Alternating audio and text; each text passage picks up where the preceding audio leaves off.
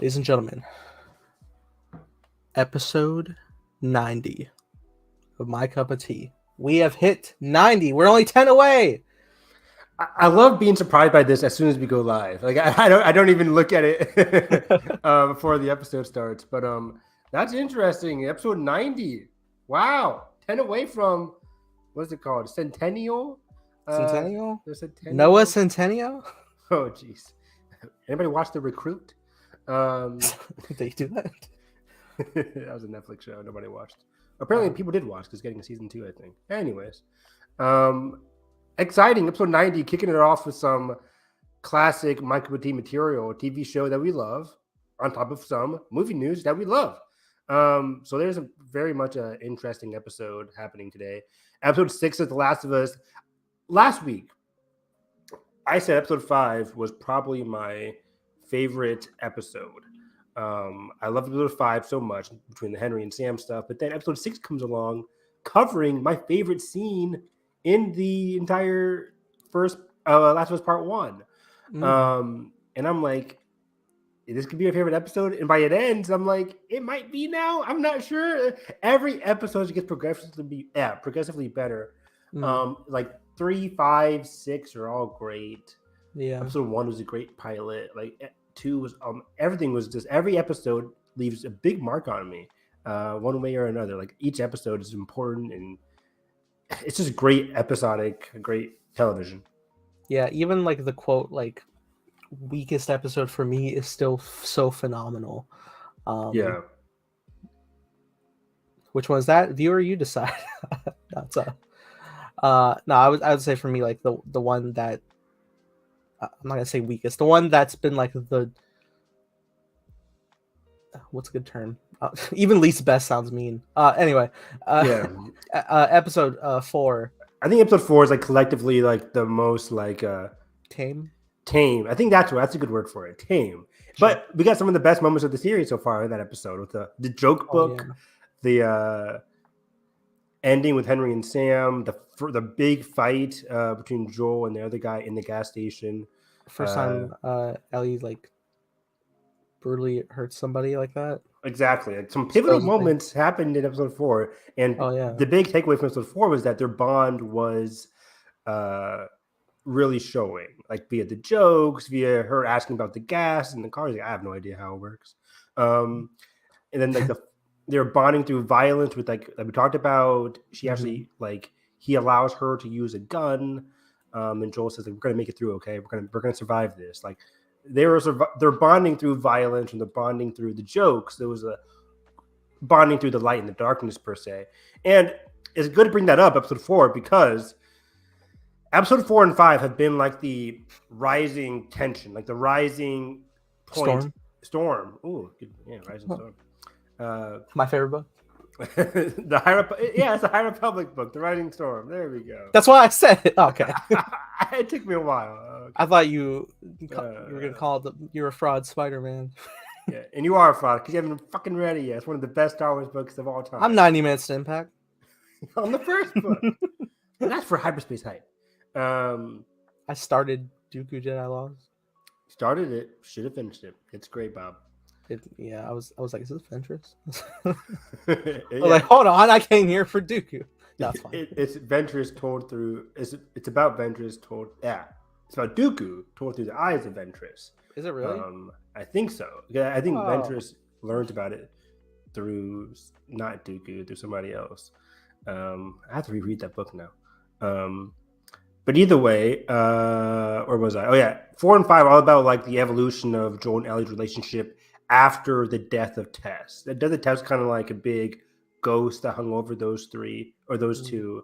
And then now we get to a point in episode 6 where we are as of last night, a phenomenal episode where we see like the pinnacle of their relationship, Nathan. And I loved this moment. And we're covering in point in the game, we're kind of like halfway through, a little bit over half in terms of going to the dam and going through like the university levels of the game. And I was kind of nervous going in. I'm like, we have to cover Joel and Ellie going to the dam, Joel and Ellie doing a whole thing with like talking to Tommy, we meet Maria. The dam was a slow. Yeah, we have to get out because Ellie leaves.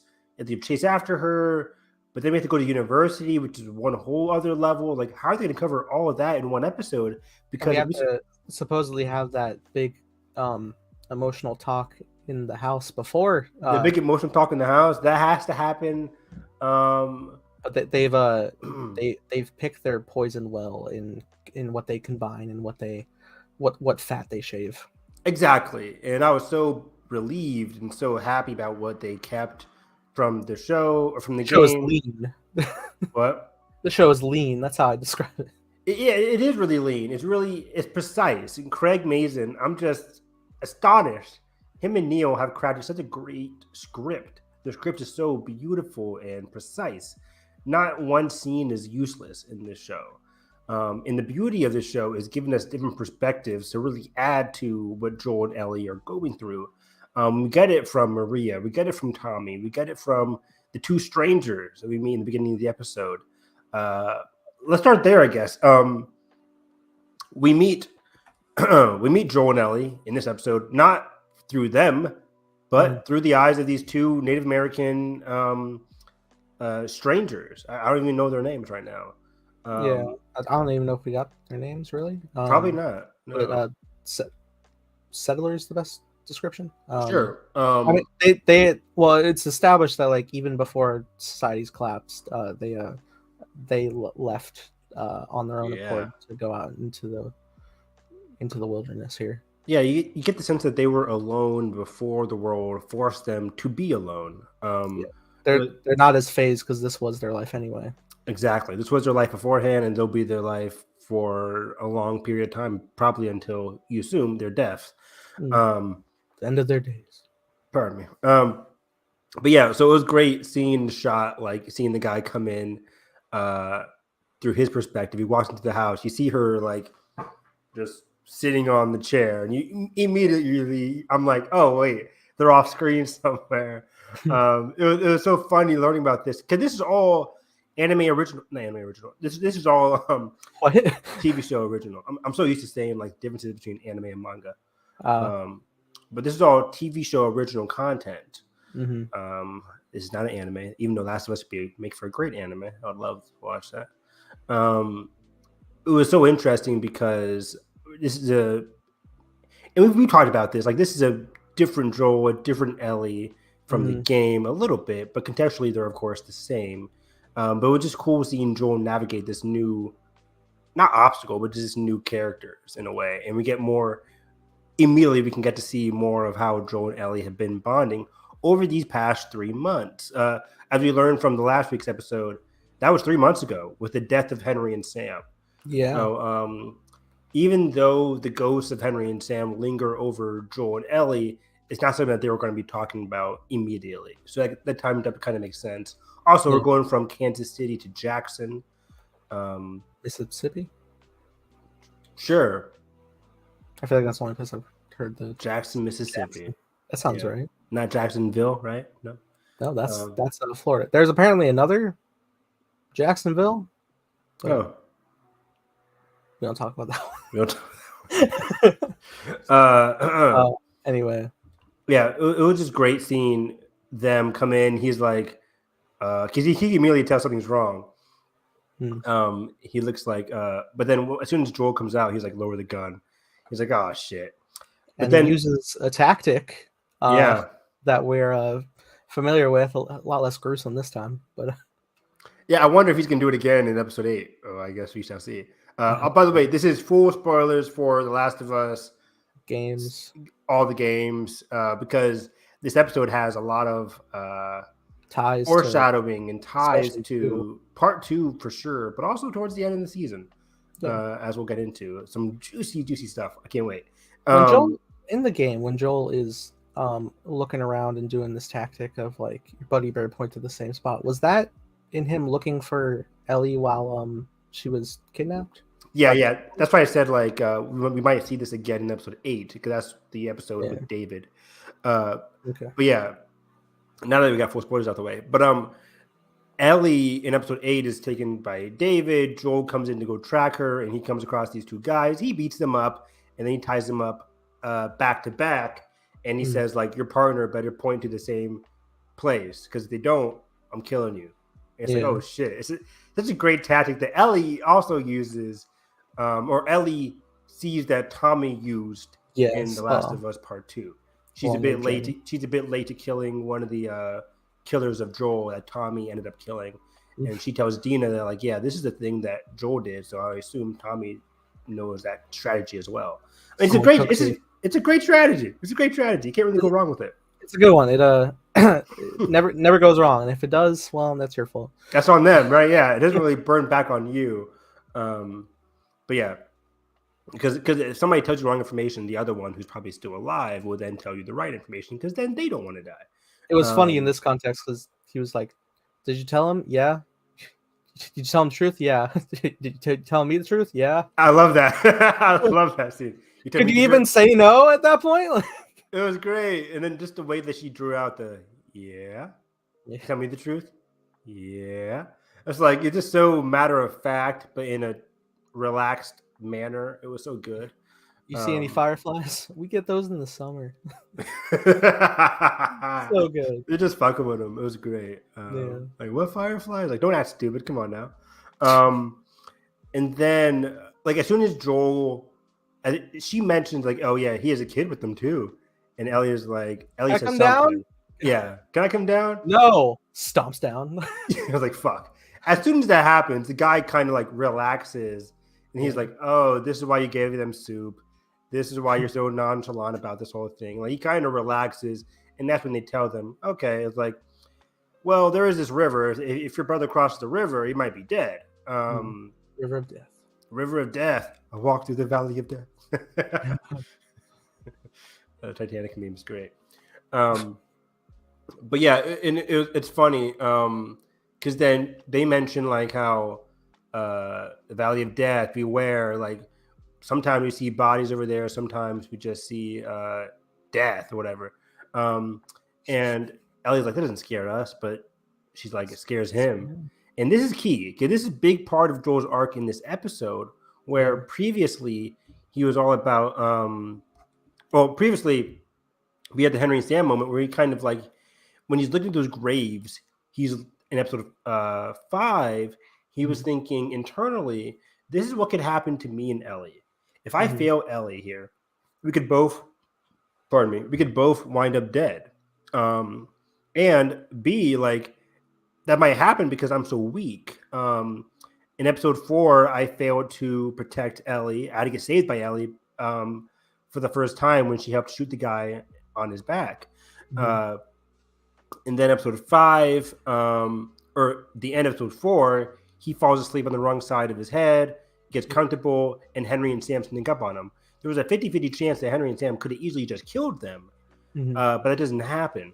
They got lucky there. And same thing happens in episode 6 later on. But just in general, Joel is fearful of losing Tommy, but he's also fearful of losing Ellie at this point too, because they have gotten closer. Just this early banter has just been so great in episode 6, where after they leave, she takes the rabbit, they're just walking, and you can just tell through like these original dialogue scenes that just they've gotten closer. It's been 3 months and some change. They've gotten closer, and that's not even including episodes 1 through 5. So this relationship is really fostered for Joel and Ellie. And then we get the great cave scene, Nathan. Wait, is this before the Sally Reed moment? I'll just mention it right now. But it's all the same. No, they the astronauts. The campfires first. Campfire first, then Sally Reed. Okay. But yeah, the campfire scene's great. I think this is one of the scenes that is the Sally Reed scene as well. Okay, great. This is one of the scenes that it was based off of some concept art. There was some early deleted concept art of Joel and Ellie at a campfire, just laughing, blah blah blah. So I mean, you could say that was for this scene or the scene in episode 4 when they're outside in the woods. That could be the same thing. But either way, say this one. This was great. Trading stories and such. Per what Neil was discussing in old interviews. Is it again? Well, in the deleted concept, they were like around like a campfire, like trading ideas, stories, and such. For sure, they have a better rapport. Way better rapport here. In episode 4, they were just telling like campfire stuff, and Ellie was trying to tell him a joke. He wasn't budging. But at this point, they're going back and forth, and Ellie asked him a great question, Nathan. After I save the world and all, and after I save after the world, what's next? What do you want to do next? And Joel kind of scoffs it off and like, I don't know, maybe own a house, own a ranch, raise some sheep. Sheep are quiet. And I'm just like, oh my gosh, no way. Why are they doing this to me? Because again, full spoilers, this is a dream that Ellie ends up achieving with Dina in The Last of Us Part 2, which is crazy. We get Ellie experiencing what Joel wanted here. It was just amazing just hearing him say that and just realizing like, wow, this is a huge foreshadowing for what Ellie goes through in the future. Yeah, it's Yep. Oh no, Evan. But her biggest fear is ending up alone. Oh yeah, you're right. Yeah, she goes up. Is that what she says in this conversation? No, she says that. She says that last episode to her. Oh, last episode. Yeah. To Sam, rather. But yeah, like her fear is ending up alone. And speaking on that, ending up alone, I think like when she's asking Joel this question on what do you want to do in the future, you're also thinking that like she's wanting him to say, I want to be with you, right? Like I think internally she is already thinking, I want to be with Joel after this is all. I want to stay with Joel after this is all over. It is because her attachment is growing at this point. It is very clear that by this episode, they have reached a point where they definitely deeply care about one another, but they do not have the physical capability of saying such things. Exactly. And they don't at all say it in this episode. They don't say, hey, Joel, I need you. Hey, Ellie, I need you.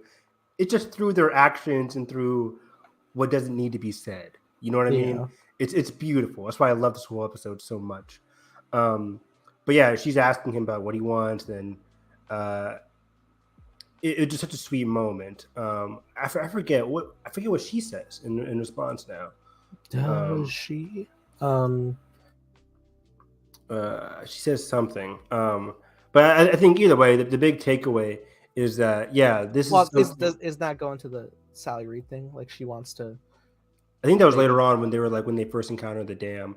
No, that's here at night. Oh, okay. Because at first, like it starts off, she's like staring up at the Aurora Borealis, and she's like looking off to space. Great shot, by the way. That was a great shot. Oh yeah. No, she starts going over her love of astronomy. Astronauts. Oh yeah. She's going through Buzz Aldrin, Armstrong. But you know what my favorite one is? And then he says Sally Reed, and she's like, Sally fucking Reed, man. It was great because listening to the podcast, I don't know if you had a chance to as well. I listened to part of it, they were saying how the fact that Joel at this point knows Ellie very well, that of course he knows her, he knows who she likes, who she cares about, because they developed such a rapport and they're so connected now. It's so cool. It's so cute. They know each other so well, and they're going to continue to know each other deeply. But the way they handle this attachment is different. Joel is now fearful of what would happen if he gets too close, and Ellie is fearful of what would happen if they get too far, if they separate. Yeah. It's a beautiful dynamic that is handled beautifully in this episode. But yeah, then we leave this scene. Also, just forgot to mention, but yeah, the whole astronaut thing in general, the Sally Reed of it all, is another Easter egg to Last of Us Part 2, where Joel takes Ellie for her birthday to an abandoned natural history museum. And we get one of the most touching sequences in the whole series. It's amazing. He simulates a astronaut or a NASA launch with her, where they go into like a whole pod. He gives her like a radio, and she's able to visually hear it. The sound design's great in that level. She closes her eyes. We even like visually, we see reflected in her helmet the actual like curvature of the Earth. Yeah. just reflect what she's imagining. It's beautiful. It's great. It's one of my favorite sequences in the entire series again. Oh yeah, it's arguably like them creating a scene for part 2. That scene with the whole astronomy Yeah. is very much the same as like a scene akin to this one that they deleted, the fire Oh yeah, true. scene. So them working in tandem, both being brought to life in a way and being referenced to one another. That's cool. It's very cool. And that scene in part 2 is basically like the peak of their relationship too. It's like when they're the happiest, Yeah, which is crazy because people always say like Last of Us 2 is so dark and depressing, and it's dark, but there's some very light scenes in that game that really balances everything out so well. Oh yeah. But then we're on their way. We're on the way to Jackson, and we make it through both rivers. There's like 2 rivers. Like, was that the valley? Was that the River of Death? It's Sure. this one, and Was then they one? get ambushed by the cavalry. The cavalry, the advanced party for Tommy's group here. The what do they call them? The Jackson people, the Jacksonites, the law, the law, the commies. Now, as soon as they rolled up, I was watching. I was like, I think we're okay. I think this is Tommy's people. For sure. We're right by the dam. It's too early for these cannibals. This isn't how it goes. Oh yeah, definitely not the cannibals. I should also like bring out, because this we kind of skipped an establishing thing. When we leave the old couple's house, Joel has a panic attack. Oh wow, we did skip those over. Yeah, Joel has a panic attack, and this is right after, as you mentioned earlier, Joel's afraid of losing Tommy and afraid of losing Ellie. So before they get into this whole possible what's going to happen with the River of Death, he's nervous. He's panicking because of this fear that he's having. This fear of possibly failing again. Like he failed Tess. He failed Ellie too. And it reminds me, we also skipped over Joel falling asleep at the night after the cave. Yeah. He falls asleep. Again, he fails in a sense, and Ellie kind of has to take charge. He fails after already having the panic attack in the beginning of the episode. After having a panic attack, he falls asleep late. It's just stacking up. And so when we get to the point here, when they are surrounded and the dog is sniffing them for cordyceps, I don't blame Joel for not doing anything, because at this point you're surrounded and outgunned. What can you do? What can you do? I was in his shoes though. I was like, what's he gonna do here? This is interesting. I think it's more so the panic that brought on the panic attack is the fact that it's not a matter of like what can you do. It's we're in this situation. Maybe I wasn't careful enough. Maybe because I didn't hear them coming. But like we are here now, and I can't reverse this. Yeah, and again, they got lucky because they turned out to be Tommy's group. But if they weren't, man, what do you do? Right? Like it's just that's how this universe, this world works. So you get lucky, sometimes you don't. Now, before we continue on with this this topic, when this first popped up at the beginning of the episode, when Joel starts having this attack, this is new? This isn't in the game. How are you feeling when you first saw this? I hated it, actually. No, I'm kidding. All right. my invincible Joel. No way! Not like the game. No. Where's the shotgun? Yeah. We're all John Schnepp. Yes, we are. All right, rest in peace. Yeah, I loved it. I was like, oh shit! I always love when things go on an introspective and a deep way. And when Joel starts having this, I'm like, oh wait, what the hell? And Dylan's like, oh, this is a panic attack. I'm like, oh, yes, it definitely is. I was so fascinated by it. I'm like, okay, Craig, Neil, I see what you're cooking. Like, what's going to happen here? And I was questioning a lot throughout this episode of how they're going to handle this level or this adaptation of this level.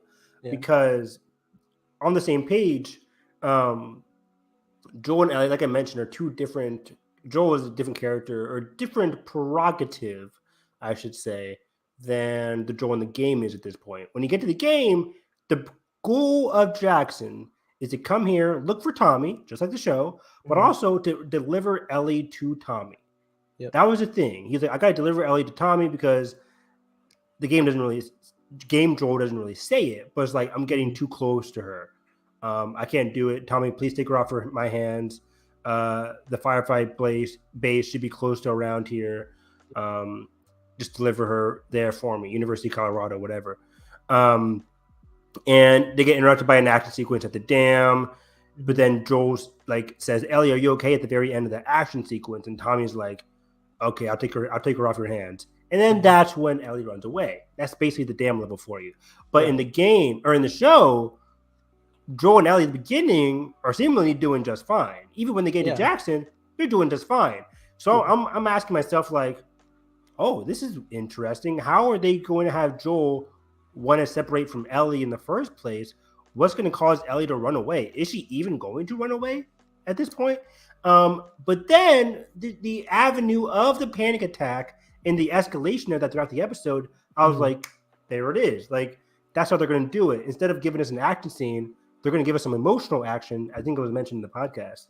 Some emotional action where it's like, oh, this Joel's going to be a lot more vulnerable. And that's how we're going to see him want to separate from Ellie. Not just because he wants to get rid of her, but because he's weak and he's verbally saying why he wants to get rid of her. It was great. A great addition to the show that just wasn't in the game, but that's because it's not a TV show. The TV show has much better ability to be more verbal in terms of a character's insecurities and their wants and desires and everything. So I was so happy with what we got here. And the panic attack overall was just a very pleasant surprise for me. Absolutely. Now, interestingly enough, when it first popped up, I didn't register it as a panic attack. I thought they were establishing Joel maybe to have some sort of heart condition. And I thought maybe this will be what puts Joel out of commission by the cannibal arc instead of being fully impaled. My brother had the same exact thing. He was like, "Oh, is that why he's hunched over? Is that why he's going to be hunched over at the end of this episode?" Because there's that clip that released that saw like Ellie shooting and Joel hunched over. I'm like, oh, maybe that's what. Maybe they don't do the whole. At this point, I was pretty solid. Like, we're not going to have him fall off a cliff. Yeah, I don't know how even in game Joel was fully impaled and we just like bandaged a shirt around him and he was fine. I mean, even if you don't have a vital organ, the blood loss must be significant. And it does a big fall, right? Like it's fall, rusty ass. It's like a second floor of a building. He falls back first, so your back probably like broken at that point, and then he has to crawl. Yeah, it's ridiculous. But and it's the fact that it's fully through the whole torso. Yeah, you have a hole completely through you. It's just, oh my god, for him to even have recovered off of some like. I remember the first time I played, I was shocked. I was like, he died. Joel has died. He died now. Title screen comes up. Joel has died. It says part 2. Instant. To be continued. No. There was a point where I thought this show was going to be like season 1's going to end on a cliffhanger of him falling or whatever, or one episode's going to have a cliffhanger of him falling. But the way they do it here is just way better than what I had in my head. Yeah. Before I forget, there's a little Easter egg. I do love some Easter eggs at the campfire. Joel and Ellie. Joel's drinking, and Ellie's like, "Can I have a sip? Just to warm up." And she takes a sip, and like any kid that age, it's disgusting. It's still disgusting. Like if you like the taste of alcohol, I'm concerned for you. But she tastes it, and she's like, "It's still gross." It's still gross. Because if you played Left Behind, you are offered a drink, and if you choose to accept the drink, wow, Nathan, Ellie is like, it's disgusting. But here in the show, it's like it's still disgusting. This is the first time we see Ellie take a sip. What the hell, Nathan? What the hell? That's the look. I didn't find it, but when I was told it. Oh my god! I was going to give you all the kudos in the world. No, by all means, I told you so. Yes. Okay. In your eyes, it's mine. In this case, fuck the YouTuber that you found it from.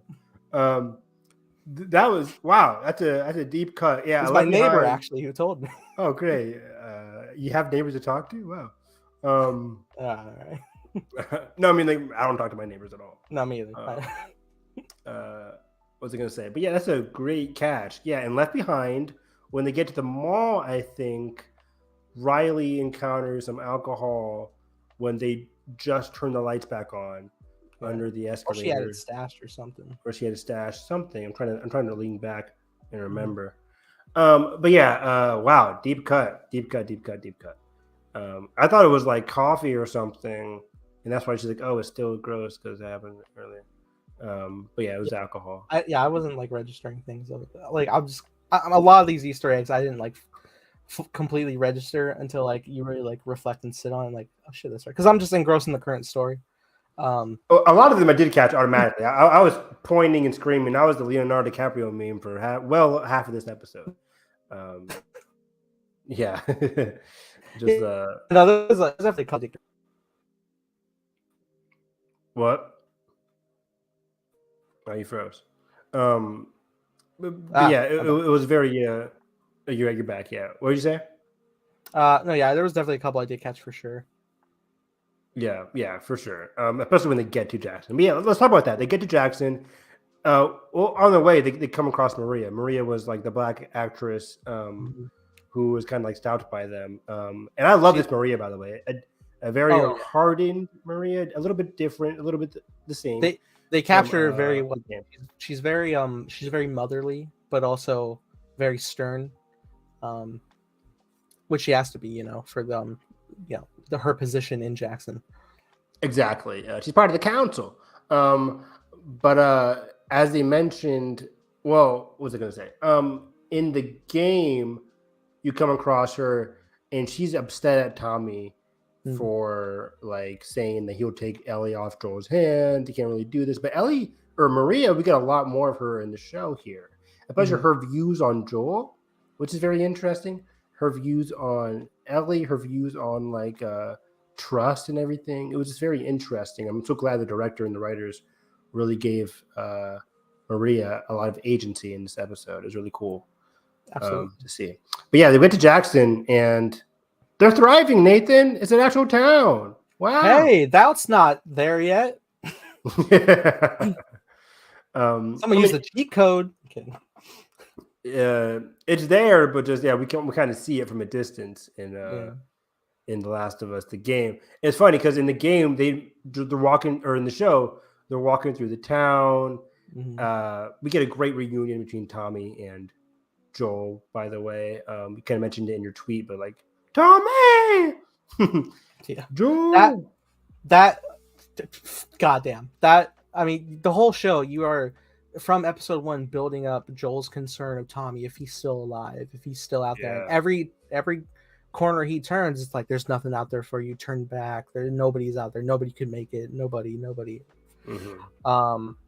And so when he finally gets there and like he sees with his own eyes his brother being active and okay, he calls out for him, and then just they have that run toward each other, and he just embraces him. It's God. Pedro and Gabriel are both knockouts. They're fantastic. I'm so happy that Gabriel's getting this moment to shine. I loved him in Agents of S.H.I.E.L.D. He's a great villain in Terminator Dark Fate, underrated movie. And I'm just so happy the way he's adapting, portraying Tommy in this show. Even episode 1, we're like, wow, that voice is just like Tommy. It was crazy. But yeah, they're walking, talking about everything, going through town. And they said a couple months ago, we did fix the dam, which in the game, you were there when the dam is broken down. You're there as it powers up. Yes, I meant, you're there as it powers up. So just a very interesting switch. You're kind of like 3 months ahead of where you were in the game. But yeah, it was great just seeing this whole town come to life. What else happens here? They're playing snowball fights throughout the city. It's Christmas movies. Time. They got movies. All these things are all direct foreshadowing in what happens in part 2. In part 2, Dina and Ellie talk about a movie night. In part 2, there's a snowball fight in the beginning of the game. There's so many just great things that are adapted from part 2 here that I just lights so much. The lights, of course, like when they enter the when they enter the hall. There's like the lights in the chandelier, and the way the lights are formed is just like the game. The iconic dancing scene, the first kiss between Ellie and Dina. Can't wait. Oh man, part 2 the is same bar, like yeah. Oh boy, I need to replay part 2. I replay it every year at this point, ever since 2019 or 2020. It's great, so I'll definitely replay it this Shimmer. Shimmer, we had to see Shimmer later on as well, which is just beautiful. Shimmer is gonna have a big life ahead of her. But what? And then What'd I say? What'd I say? Let's talk about why are you booing me? I'm right. Let's talk about this food scene because they're eating food. Joel and Ellie. Ellie's already kind of like not bad mouthing, but just being very aggressive with their food. Joel's kind of being like the nice. It's in the podcast, like the nice Texan with manners, and Ellie's just like cussing whatever. And Maria's kind of like had this adverse reaction to Ellie and Joel, or mostly to Joel. And Ellie kind of like, I like how Craig says, like Ellie can feel that Maria has like this weird reaction to Joel. Yeah, she's defensive of him. Yeah, and then Joel can feel it too when she says something along the lines of like, well, we got to be careful of who we can trust around here, or something like that. And then that's when Joel says, can you give us some time alone, family, right? Family, yeah. And Ty puts his hand on Maria. It's like, well, she is family now. And that's when they reveal that her name is Maria, and it is her. Oh yeah, you're right. Yeah, he said, "This is my wife Maria, and we're gonna have a child." That's real in the bar later. Oh, that's in the bar. Yeah. But yeah, like this is my wife Maria. It was just great seeing. Joel was really protective of his family. It's been something that he even mentioned to Ellie in episode 4, I want to say, where she says, like, what do you really fight for? And he says, keep going for family. That's why I keep surviving. So of course, not family. No, you're cargo. You're cargo. That was 2 episodes ago. And no, at this point, no, this is. Well, he'll say otherwise later, but that's your daughter, Joel. That's your daughter, Joel. Not a different daughter too. Like this isn't Ellie and Joel's relationship is very much different from how Sarah and Joel were in R. But yeah. Also through the scene, we get what was trending all night long. Was that Dina? It's 99% confirmed. What was your first reaction to this? Because my first reaction was that Dina? Because he looks just like her. So for me, I was like, was that Dina? And I had 2 thoughts here. I was like, it could just be a random person in an Easter egg to the possibility of Dina, that she's alive during this time. But then during the podcast, they kind of like basically go ahead and confirm that it was Dina. But for me, I'm still like, it gives them opportunities to recast if necessary. Very like far background. It's very far background. I know people have found like the actress who played her, and she does look like Dina. But I don't know how old this other actress is. Yeah, I don't know if they like gave her lines to work off of for like chemistry tests for next season. Exactly. So I'm just like, I think it was just, hey, you look like Dina. We're gonna have you here, but in season 2 and season 3. We're gonna have a different actress, one that can do screen tests with more. Schrodinger's Dina, basically Schrodinger's Dina. So I would not be surprised if the actress changes in the slightest. But yeah, basically, this was Dina. This was the embodiment of Dina. I saw on Twitter as well. Even like the actress who voiced Dina in the game was like, "Oh shit, was that Dina?" Oh yeah, she's great. What's her name? Sharon. I want to say. I think. I mean, I just followed her today. I just found her, but fake fan, Fake fan. Yeah, she's a great actress. I watched her play The Last of Us Part 2 on Twitch years ago. Oh, okay. I remember seeing there was a viral clip of her reacting to Dina in the game. That was different. That was the face model actress. The face model who physically looks like Dina versus the voice, which is different. Mm-hmm. But yeah, I firmly believe it was, because even like they go on the podcast like, well, yeah, like a similar story goes down in a similar way. I was like, oh my god, just say it. Yeah, it was funny on the podcast. Neil was much more like, "Oh yeah, in the game, there's a character called Dina," and Craig's like, "Well, yeah, you never know. It could be." I was like, "Why is Craig being the one that's being cryptic here?" It's funny because even Troy, who like hosts the podcast, he was like, "Oh, I didn't catch that," and I'm like, "How did you not, Troy? How did you not catch that? Like, come on, Troy's blind." The focus wasn't on Joel. No, I'm kidding. Okay. But yeah, and this story of them like Ellie scarfing down her food and Dina seeing Ellie, this direct confrontation or just moment was mentioned by Dina in Day One Seattle when they're near when they're just walking around town with that map area, like in that bank area. She mentions like, when I first met you, you were scarfing down food or whatever. It's just like a little dialogue exchange that gets developed in this show. That's the beauty of the show. We know what's ahead. We know how it ends. Maybe part 3 could be coming. You never really know. I need it. Place where we leave the end of 2. I need it. My heart needs it. My heart kind of needs it. My heart doesn't need it. I'm like, I'm happy where part 2 ends. It's a great end to Joel. No, fuck that. My soul needs it. Oh, Jesus. Evan, her fear came true. We can't stop. But you never know. I mean, in your head, you can just say maybe they found love again. You never know. Man, she lost fingers, let alone. It should be fun. She can't play the guitar. Evan.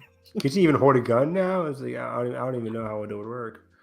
Which fingers came off? I don't know. I just know the strumming's off now. The tune's not right. Yeah. Oof. We'll get to the whole singing part later in the episode because that was also teased. Yeah. But yeah, this episode, after that, they meet Shimmer. They meet Shimmer. What else are we going to see here? When Joel walks outside, he has another panic attack. And this was a great scene where... Oh, that's after the bar. This is after the bar? Yeah. The panic attack again? Oh, he argues with Tommy, and then he goes out and sees a... Okay. So I think... we want to talk about at this point. We go Tommy first. The two split up. The two groups split up. So yeah, he's like, Ellie, go with Maria because take a shower, get some rest.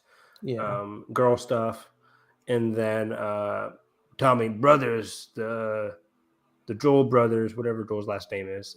We got to reunite. Miller. The Millers got to reunite. Miller brothers. Miller brothers. Super Miller brothers. We got this great conversation between Joel and Tommy. Great conversation. That's a prequel to another great conversation between Joel and Tommy. But this one's more antagonistic, where at this point in the game, Joel's like saying, "You owe me, Tommy. Take her off my hands." But in this one, they're not really talking about Ellie exactly yet. They're just talking about how each other, really. Just each other and like what happened in the past. And it was very interesting seeing how they handled violence, how they handled trauma in a sense where, and I like what Gabriel did here with Tommy, just kudos to the writing, of course, but Gabriel's performance, talking about Tommy's vulnerabilities, saying like, we did a lot of messed up things, Joel. And he didn't really like it. And Joel said like, you were there. He kind of like Tommy's trying to put a little bit of the blame on Joel. Because Joel's kind of saying like, what are you doing here? Like, this place is thriving, but I'm surprised. He's basically surprised that he's in this position, based on what happened in the past, where Tommy was more of a follower. Tommy was more so like, I'm gonna follow my brother Joel. I'm gonna follow the Fireflies. And then he said he found Maria. Maria rescued me, he says, from my position of I was lost, basically. I was lost after leaving the Fireflies. Maria found me. Oh, and that's the whole crux of the conversation. Why haven't you contacted me back? Because remember, in that dinner scene, in that lunch scene, whatever, Joel kind of got the hint that Maria doesn't really like him that much. And so he says, calls him off for like, is she the reason you you stopped messaging me? Yeah, like basically, is she the reason that we got separated? And he's not putting the blame on Maria. He's putting the blame on Joel and just being like, no, or himself really saying like, I've become a different person, and you never know what might happen if you bring people. And then Joel interrupts him, saying like, people like me to your place. Am I that bad for you, Am I not Tommy? good people? Am I not good people? It's very interesting, right? Because Joel has done some bad things in the past, but he is evolving. I mean, I wouldn't even like blame Joel being upset because I think they established at this point Jackson's been started up and thriving for about 7 years. Yeah, a couple years. Yeah, and there's this safe haven in this broken world that's probably like as close as to like how the world was before it went under as you can possibly get. And just no reach out to his brother about it. Yeah, no reach out to his brother. I've been trying to contact you. I traveled halfway across the world for you. Mm-hmm. And Tommy was like, I understand that. Thank you very much, but we're doing good here.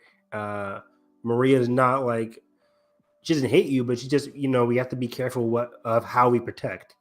And this is interesting. Like, Maria's trying to be careful of her attachment. Maria's attachment is to the community.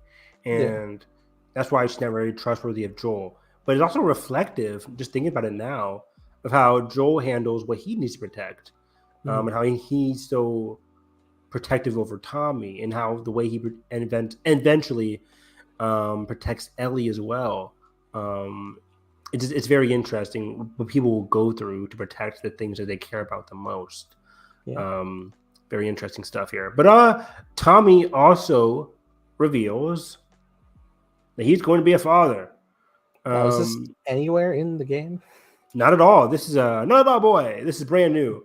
But it also adds a lot more trauma. Again, spoilers for part 2. It adds a lot more trauma for Tommy's arc in part 2. When Joel passes away, Tommy, it's so fascinating. And one of my favorite instances of part 2 is just parallel-wise. When Joel passes away, Ellie is the one, Tommy, we have to go out there. We have to go out there. And Tommy's like, we can't do that. I can't leave this community. We can't waste the men on this community. And Tommy is thinking of ways to convince himself why he shouldn't go when he's telling Ellie why she can't go. It's one of the things I picked up on subsequent viewings where Tommy's like, here's our number of reasons why you can't go, Ellie. But it's basically him trying to convince himself why he can't go. Because Tommy, as it turns out, a day later, Tommy's already gone before Ellie even leaves. Tommy's the first one to leave. So that earlier night conversation was about him basically convincing himself, like, okay, I need to go. And I think it's going to be even like bigger stakes when we get to part 2, when Maria confronts Ellie and Dina in Joel's house. Exactly, like saying Tommy left, and at this point, Tommy's going to be leaving behind not just Maria in the community, but a kid as well. Yeah. So that's very fascinating. And then on top of that, at the very end of the game, that earlier conversation of Tommy convincing Ellie not to go is paralleled with Tommy convincing Ellie to go and continue. Yeah. It's a reversal from the beginning of part 2 to the end of part 2, where Tommy's now convincing Ellie. It's a reversal where Ellie's trying to convince Tommy. Now Tommy's convincing Ellie, saying, this is why you should go get more revenge. And Ellie's like, I don't know. I'm with Dina now. So yeah, not just with Dina, but also Dina and Jesse's child, JJ. Yeah. So at that point, at the end of the game, by Tommy having a kid, he's going to be convincing Ellie to go back out there with him and for him to leave his child again. So it's very interesting. This is the avenue of being a father and these fatherly responsibilities. Is really going to add a lot of contextual stuff to Tommy, thematically, relationship-wise with Maria. I think Maria ends up leaving him, I think, at the end of part 2. Yeah, maybe. I believe so. I believe. Yeah, I think at this. Yeah, I think that might like be another thing that digs in Tommy the wrong way when Ellie declines to go on the lead. Yeah, and I've said many a times, like that is one of the scenes I'm most looking forward to seeing Gabriel bring to life in the series. That end of part 2 scene when he's talking to Ellie. Yeah, that's a heartbreaking scene for Tommy, because at this point Tommy's limping because Abby shot Tommy in the shot him somewhere in the head, in the eye. Yes, somewhere near the eye. Yeah. Yeah, so I think he may be like half blind. So like he basically becomes how Joel is now in the show with the impairment. Yeah, he's not what he once impaired. was. He's limping around. Maria left him. They're It's already older guys. It's just it's so sad. It's so sad. it is. And then for him to have a kid now, oh my god. Season 2 and season 3 of the show are just going to be so powerful, dude, with Tommy and what eventually going to happen. Yeah. Oh man, but so yeah, and then but going back to the reveal of the father, Joel doesn't respond too kindly to this, does he? He kind of says, he says, "Well, I guess we'll see how it goes." Perfect. Yeah. Dang, that's why you're here today and pay the big bucks. And Tommy's like takes offense to that. He's like, "See how it goes? That all you got?" Yeah, you should be happy for me, proud of me. But then that's when Joel, as we talked about, but just hammers in on Tommy, saying like, "Well, you kind of like you left the Fireflies, you left me, you left all these things. You're like basically saying you're not responsible enough to be a father." And then Tommy then barks back by saying, "Just because time stopped for you doesn't mean it has to stop for me." Which is also very like thematically reflective of Joel's watch, which was crushed and stopped the moment of the outbreak when Sarah was killed. Yep, I mentioned it in episode 1.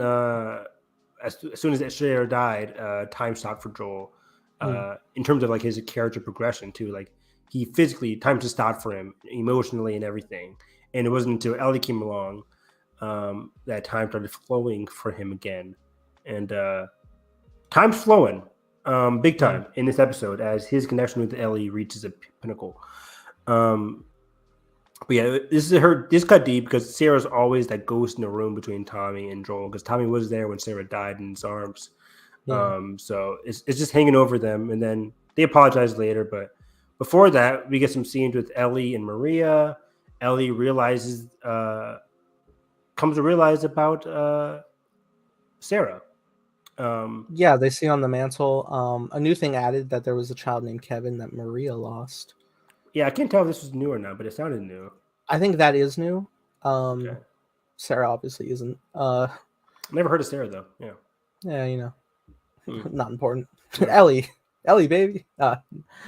Anyway, yeah, they're both dedicated on the mantle, kind of like their own little gravestones. They have candles by each of their name.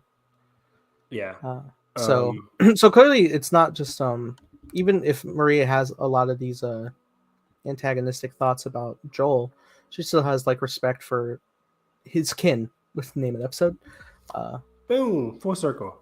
But in the game, Ellie, we don't see Ellie learn about Sarah. We just get that scene in the cabin when Ellie's it's off screen. It's off screen, and because Ellie's like, "I'm not her," and we're like, "Oh, I guess she learned about it through Maria."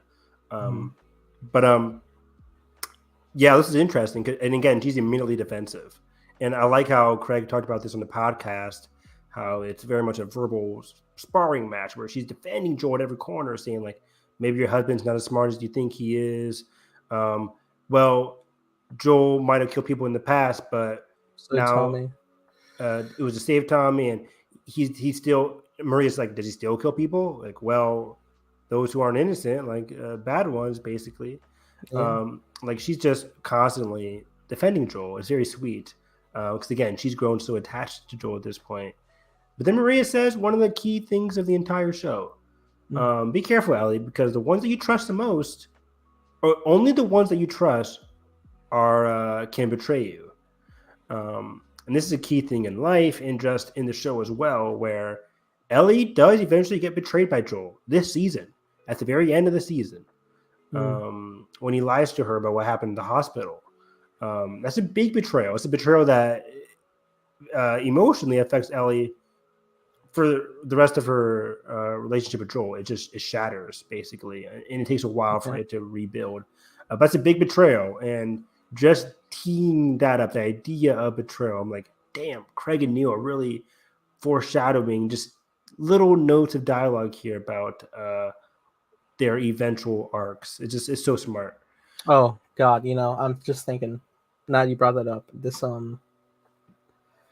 it's important. Well, maybe I should save it because we do have to. It kind of ties into the confrontation in the bedroom. Okay. Between the two. So maybe we'll go into that first. We'll go into that first. But before that, let's talk about what leads to that conversation in the bedroom. But it's that scene between Joel and Ellie at night, or Joel and Tommy at night. Everybody's watching the movie, but Ellie can't find Joel. Ellie goes outside. She's looking for Joel. And we see that Joel has separated himself, and he's just doing his Joel thing, living alone, trying to fix his shoe by himself. He can't even ask for a new shoe. No. But Tommy walks in there with a new pair, as a brother does. And Tommy apologizes, saying, like, I'm sorry for the way I spoke with you earlier about Sarah. I was uncalled for. I don't really mean it at all. I know you're happy for me. Yeah, I know you're happy for me. It was great. I love Tommy so much. But then Joel, Nathan, we get the most vulnerable Joel. Emmy!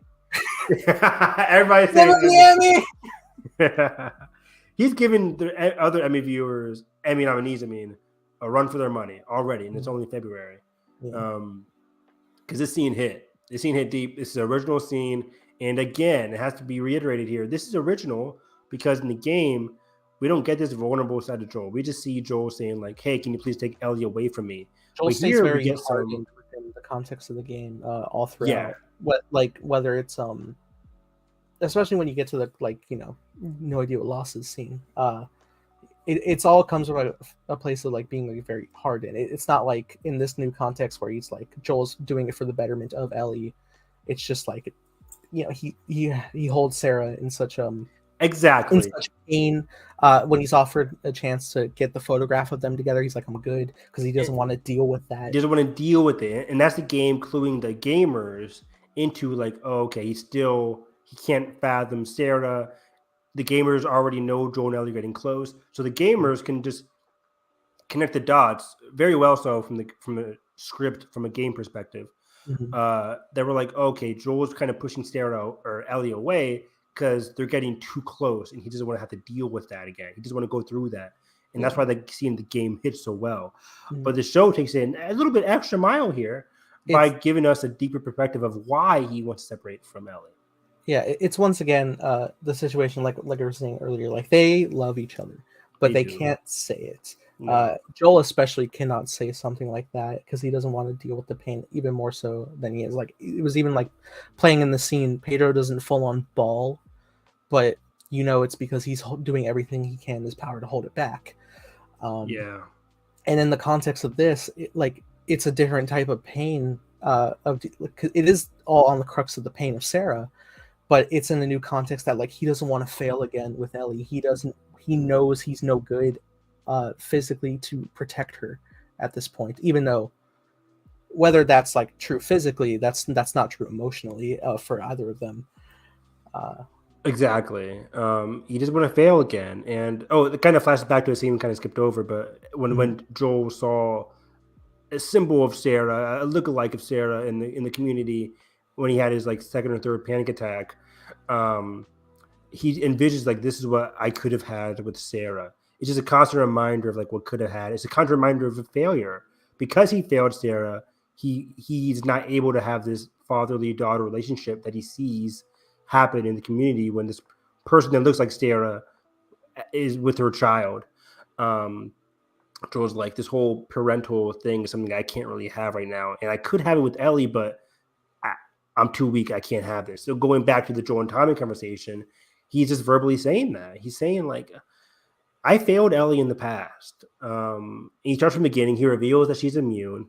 And he says, like, I failed. Tess is dead. I woke up on the wrong side. We could have easily gotten killed. She had to save me against somebody that's younger than me. I'm too old. I can't go through with it, Tommy. I really, he's like, he's so vulnerable. He's like, I can't. An amazing line he has. He says, like, when he dreams, like, he only has nightmares. He can't remember what of, but every time he wakes up, he just knows he's lost something. Oh my God, what a line. That's great. I will never be as good for it. Apparently, that was Pedro too. That was Pedro's idea of just, like, when you wake up from a dream, the idea that you've lost something, the idea of loss, and how Joel and people in general are handling that loss. Joel's not handling it well. He still doesn't handle the Sarah thing well. And he can handle the fear of loss, the fear of losing Ellie at this point. based on his own inadequacies, based on his own vulnerabilities and insecurities, growing old, whatever. He's afraid of getting too close to Ellie. He's afraid of losing Ellie because he's getting too close. These are things he's telling Tommy, but basically what he's telling Tommy is that he's too weak. Can you take her off my hands for me, please? He said this route is too easy. Please do it for me. It's not even for him, for her. For her, yeah. Basically, he's trying to make this from her, even though it is about himself. He's kind of being selfish in the sense, saying like, he's definitely being selfish in a way, right? And Ellie kind of talks about it later on, but he's being selfish in the sense that like, we know that he's getting too close and he can't handle that, so that's why he's pushing her away. But he's saying that, well, for her, she needs somebody better. She needs somebody like you that can protect her. You're younger than me, Tommy. You can protect her just to deliver her to this to the university place.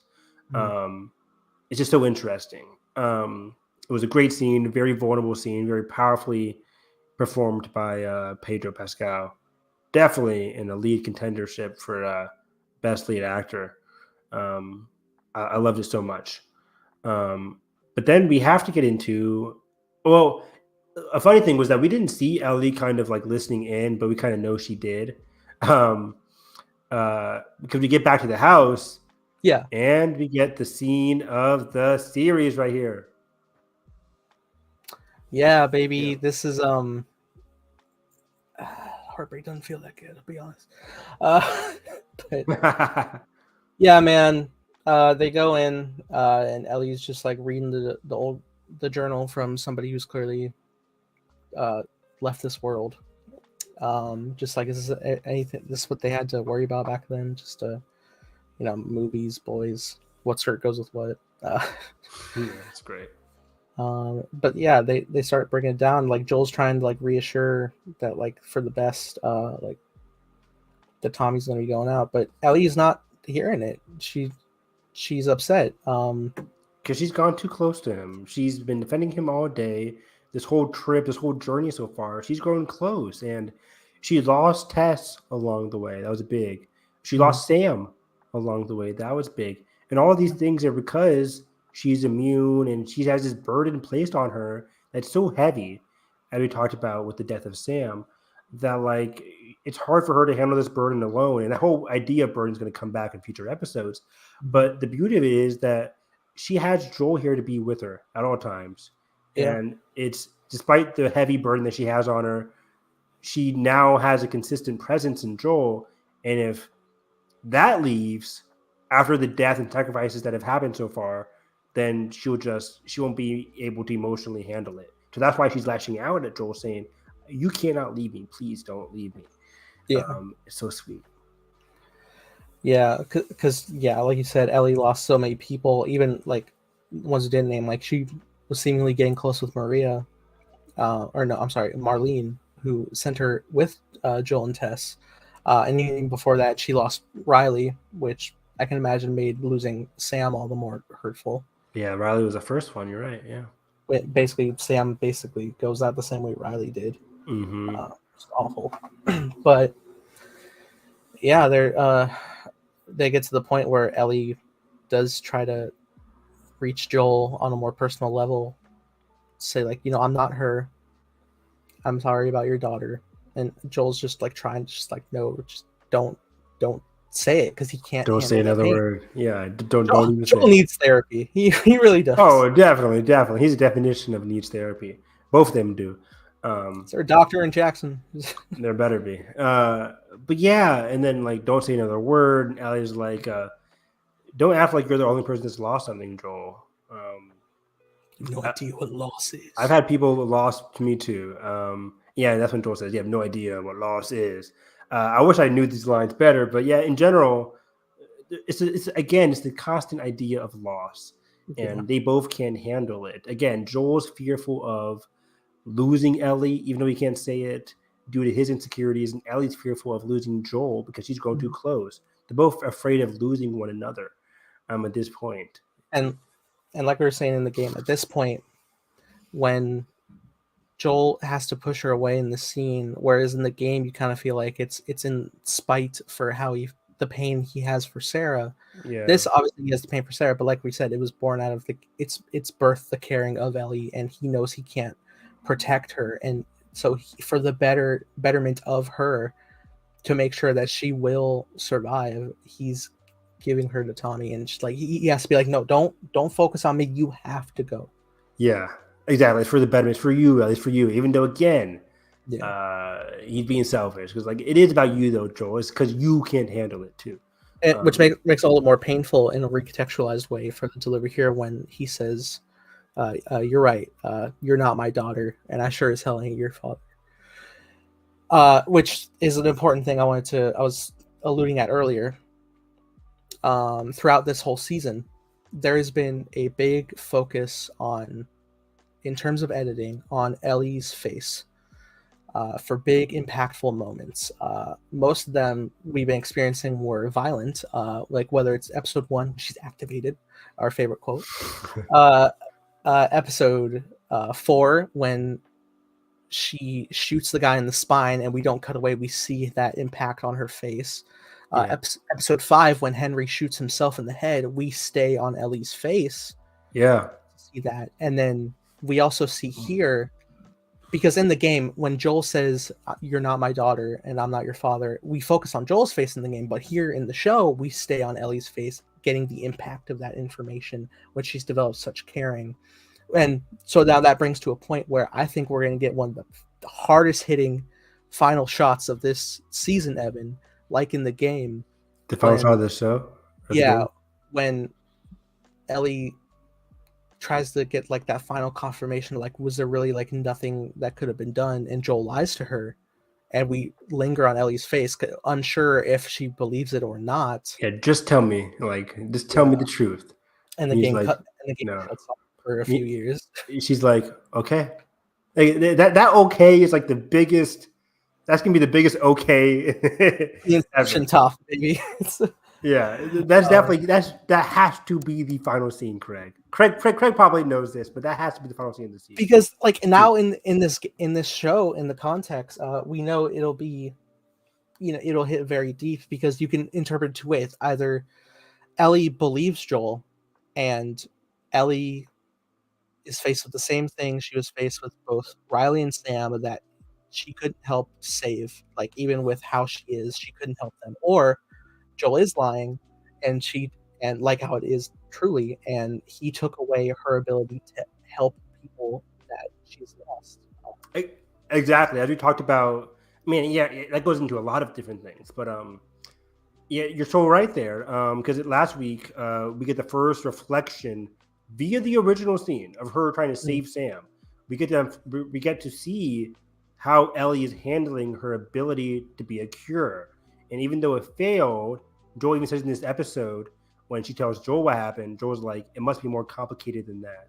So now she's reassured again that, okay, maybe when we get to the hospital, maybe there will be a cure. So for Joel to say like, there was no chance, there was other like he was and it failed, that's just making the burden, the depth of it all, the depth that people have sacrificed for her, the people that she's met along the way, hurt even more, that she failed them.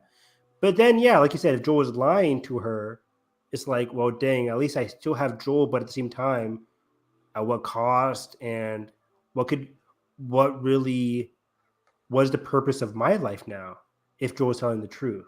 What is my reason for continuing on? And that's really her arc in that 5 years between part 1 and part 2, is like, I'm alive, but like, what's the point, basically?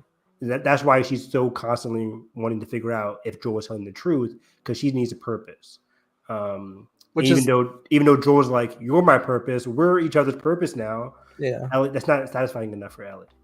Which is basically like plays into like the thematic theme of Ellie basically evolving into Joel at his worst in this world, being somebody who's alive, but is wandering without meaning, being such like, especially by the second game, being like such a ruthless killer who, not realizing the people you're taking, the lives you're taking, are impacting other people in this world who are innocent. Yeah, as I talked about in part 2, Ellie's journey is just one after the other. Like in the time in between, we learned that like she's separated from Joel because Joel lied to her, and as she says in part 1, in terms of like, it can't all be for nothing. it was basically in her mind, it was all for nothing because Joel lied to her. How could you, Joel? It was all for nothing. That's why she has a panic attack outside the hospital. Like, dang, what's the point of my life going on? And Joel's trying to tell her, we met each other. That was the point. But she's not satisfied with that. She basically removes Joel from her life. Yeah. They're about to get close, and then he's gone. Yeah. So then she's like, well, what's my purpose now without Joel? So it's like, dang. And then, that's her arc in part 2, in the present time in part 2, is like, what should I go on to it? Revenge is the easiest thing that she can think of, but then after that, what's next? It all plays into the theme that they're trying to get at of, it's all the theme of love. Well, but love isn't always good. Love isn't always good. Love is beautiful. It got Joel and Ellie together. That's the crux of this world, this show, this universe. Joel and Ellie meeting. That's love. It's beautiful. But also, it hurts because there's a lot of death and there's a lot of things along the way. And what people go through, the negative and positive effects of love is just it's so powerful and so important. Yeah. That's why I love it so much. And again, going back to that Maria quote, the people that you love the most will betray you, or trust the most will betray you. And they've really been driving home the impact of this final episode for this season. Yeah. And as we talked about off air, it's only going to be 46 minutes, but they got it. They got it. Because I told people, I tweeted out, I'm like, guys, in this episode alone, I clocked it. I paused it when it got to Jackson. Yeah. We were like 23 minutes into the episode when we get to Jackson. There's only been 2 very long episodes. The rest of them have been all roughly the same size, and they've been knocking it out of the park. Exactly. We've been getting a lot of great original content on top of great scenes with these characters like a Tommy, a Henry, Maria, a Kathleen from episode 5. Like, original characters, game characters, getting these moments to themselves while the show is still giving us what we need from the game and stopping at certain points that need to happen. Yeah. It's so great because, like, again, I stopped at 23 minutes. That's when they first got to Jackson. We were able to do the whole dam sequence and the whole university sequence in roughly 30 to 40 minutes.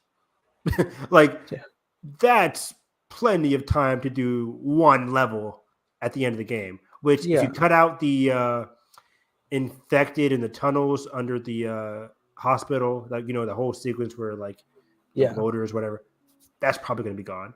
Ultimately, I mean, and like the first game doesn't end like cut and dry, big old Return of the King endings resolutions. No. This is something where like Joel steals Ellie back. Spoilers. Like we get the giraffe sequence too. Yeah, and that kind of stuff. I can say that even being like the opening of the final episode. Yeah. Well, I think you got to ride on into it. You got to get the highway because Ellie's just to be reeling from what happened with David. That's true. And then you get the giraffe, and then he gets the choice. Oh, we'll get to the choice thing in a second here. Yeah. But then, and then we get to the hospital. We're definitely get that. That's gonna be the big action set piece of him just going through everybody. I mean, the whole emotional thing is the fact that he is fighting to save her. He's fighting to stop Ellie's death, and then so we're gonna do that. We're gonna get her. We're going to take out Marlene to ensure Ellie will be safe. Yep. Then we're gonna go on the road. It'll be a few months. We're gonna lie to her, and that's it. It's not a happy ending. It's not happy and it's not long. Yeah. So you're happy that Ellie's alive, but good for Joel, but is it good for Ellie? Great question. And I'm sure they're going to get into that whole mindset. And then I think they're also going to get into Marlene's mindset as well, because I think they're going to have ample time to deliver us a lot of extra scenes with Marlene, maybe Marlene and John being Abby's father. I think definitely, like, they've definitely casted the man. We're going to get a big impact on not just him going out, but I'm sure in the next season we'll get flashback scenes. Exactly. So I think because in the game you just learn via audio recorders of what happened between Marlene in the audio recorder in part 1 says, like, I talked to the doctor. He says, like, Ellie has to go. There's no way. There must be another option, right? And then another audio recorder says, "There's no other option. I have to talk to Joel. He's not gonna like what I have to say." That kind of thing. Like you get a lot of Marlene pre-talking to Joel about what's going to happen. Yeah. So I think we're going to see a lot of this because the show is not going to do audio recorders. As we see from this episode alone, after they leave Jackson at the university, you learn about what happened to the Fireflies via audio recorders. But in the show, they just look at a map and they're like, "Oh, they're in Utah. That's it." Yeah. Because you're not going to have Pedro and Bella pause and like listen to an audio recorder. That's just boring. But yeah, in general, I'm confident the final episode is going to be great. Now, I'm trying to remember, was Marlene the one to tell Joel that Ellie has to go? Yeah, Marlene's the one. We don't get any perspective from anybody else in part 1. It's all flashbacks in part 2. But I was gonna say, like, it'd be wild if like Joel finds that out via a tape recorder, like a study room. Yeah, like, he listens to that and then he goes on the rampage to Marlene's surprise. No, yeah, I think it was still. We have to get that scene of Marlene talking to Joel. Yeah, it's important because he wakes. It's a big thing because he wakes up without Ellie. Yeah, like they took her from him. Exactly. Which in the context, he wakes up thinking, "Oh, that's okay," but no, it's not. No, it's not. But also before we end this last of the segment, I like at the end after the big argument scene in the house. The next day, Joel's fixing up the horse. Tommy and Ellie are there, and Joel's like, I was going to leave, but I was just like, I wanted to give you the choice, Ellie. I was like, let's go. Let's go. Fuck it. No resentment from last night. It doesn't matter. I laughed so hard. It's so sweet because this, again, is very different from what happened in the game. In the game, Ellie and Joel have their argument. They ride up the hill, get a beautiful scene of them with the sunset. And then Joel's like, Ellie, get off the horse. Come over here. Yeah. And Tommy's like, what's going on here, Joel? He's like, your wife, she kind of scares me, Tommy. And I think Ellie'd be better off. He didn't say she'd be better off with me. It's just like, I think we should just head on. We have a thing to protect here. I'm doing this for you, Tommy. Again, he can't say in the game either that, like, I care for Ellie. Yeah. But I love it in the show. He's given her the illusion of choice, even though he knows what she's going to say. Well, in the show, I think he does for sure give the choice for real. I think he was going to leave town regardless. But he knows that she's going to come with him. Maybe not. I mean, again, really? In her eyes, he definitely said hurtful words, and I think purposefully to drive her away. But I think it's his unspoken love for her that he came back to say that anyhow, and that just reassures and reconfirms like Ellie's love for him when she does without a second thought. Let's go. It's us against the world. Exactly. So yeah, again, great episode. I love seeing them bond in between them going to the university. They're now practicing about what happened with football. What's a mascot? What's a first down? And do you want to be like a singer? Again, all this stuff just like the game. Yeah. And he wants to be a singer, and now he has to tell her a song at the end of all this. It's so sweet. But then they come across the bad guys, and again, like we mentioned, no big set piece, no him falling down. But he does get stabbed with the. It is also important to like drive home like his fear of safety that like he didn't hear the guy coming when he was running up. So just added layer of torture to Joel's soul. Exactly. And then he gets stabbed in adrenaline. He doesn't even feel it, but then he does. He passes out. Yeah. And also this was our first introduction to David's group. David's not going to be happy, and these guys aren't going to be happy that Joel killed their man or Ellie killed their man. Right. And then he falls on the ground, and that's the end of the episode. And the next 2 episodes are going to be very much Ellie focused, with Left Behind and with the David episode. So, oh boy, we're in for some fun. I'm worried, Bob. I think they're gonna continue the tradition of me crying at odd number episodes. Oh, for sure. I'm probably gonna cry at like the last 3 episodes, being honest. Yeah. But let's brighten up the mood. Yeah. Let's talk some comic book news. Oh, thank God, the real shit. No. So basically, last week, this is full spoilers, by the way, for Ant-Man and the Wasp: Quantumania. you've had the it's only been a weekend, isn't it? It's been a weekend, but we You're a kind of Marvel talked about. fan. You're here. It's been the Marvel weekend. Yeah, we talked about it in our last episode, and in terms of like our Ant-Man review. But this article was about. It's no spoilers for Ant-Man and the Wasp, of course, but they do talk about Kang and the future of what's going on here. So yeah, in general, most of the key points here are that let me look for it. Yeah, they're going to start taking their time, Nathan, with these TV shows. The pace at which we're putting out the Disney Plus shows will change, so that each can get a chance to shine. Which I think is as they get further into Phase 5 and Phase 6. He said that. Yeah. Okay. So yeah, I think that's good because when I think back to when we first started, WandaVision, Falcon Winter Soldier, and Loki were so back to back. It was, I think, barely a month break between them. They were happening like rapid fire succession. I think we had like 5 or 6 Disney Plus shows in the first year for Marvel. And while I love them all, and while I feel like it's a different story with movies because they're shorter format, the full blown shows are, that's a lot of time spent. And granted, they're all of different values. Like WandaVision, Loki, Falcon, they're all different. They're different types of shows for sure. Miss Marvel, another example, they're all very different. So you get like a different flair, but ultimately they're all under the same archetype of Marvel and the big like superhero save the day thing.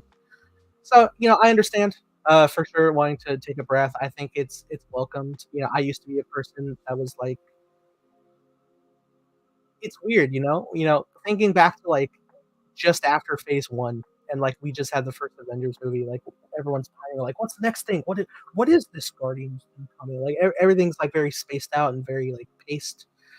And you got a lot of time to speculate and build up excitement for the next big Marvel project, for the overarching story they're telling. Whereas this one, we're getting lots and lots. And while I still enjoy everything to different degrees, yeah, I do miss the days of like the anticipation, the build up. Yeah, exactly. Like they just delayed Captain Marvel, so we have even more time now between Guardians and Captain Marvel.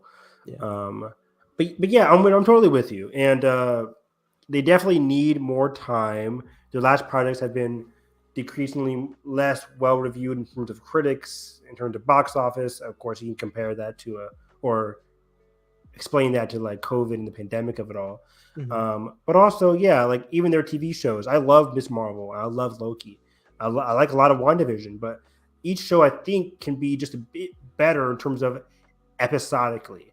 Even Kevin Feige mentions it here in this article. He talks about like Lost was a very influential show in terms of like what it did for serialized television. But I think people took the long lesson from Lost. Lost is very serialized, but it also had a lot of self-contained episodes. And Kevin Feige does mention, though, that with many other shows, you're starting to see the fun of a self-contained episodic story week to week. We're going to experiment with that in some of our upcoming things.